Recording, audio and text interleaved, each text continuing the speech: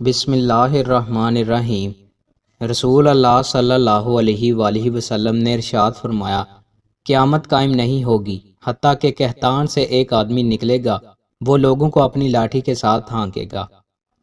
رسول اللہ صلی اللہ علیہ وآلہ وسلم نے ارشاد فرمایا، یہود و نصارہ کو سلام کرنے میں پہل نہ کرو۔ رسول اللہ صلی اللہ علیہ وآلہ وسلم نے ارشاد فرمایا، آخری زمانے میں ایک خلیفہ ہوگا، وہ مال تقسیم کرے گا اور اسے گنے گا نہیں۔ ایک دوسری روایت میں ہے فرمایا، میری امت کے آخر پر ایک خلیفہ ہوگا جو چلو بھر بھر کر مال دے گا اور وہ اسے گن گن کر نہیں دے گا۔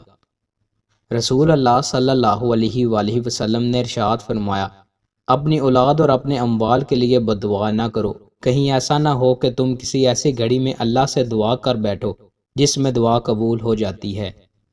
رسول اللہ صلی اللہ علیہ وآلہ وسلم نے ارشاد فرمایا، میری یہ امت مرحومہ جس پر رحم کیا گیا ہے، اس پر آخرت میں شدید عذاب نہیں، دنیا میں اس کا عذاب فتنوں، زلزلوں اور قتل کی صورت میں ہوگا۔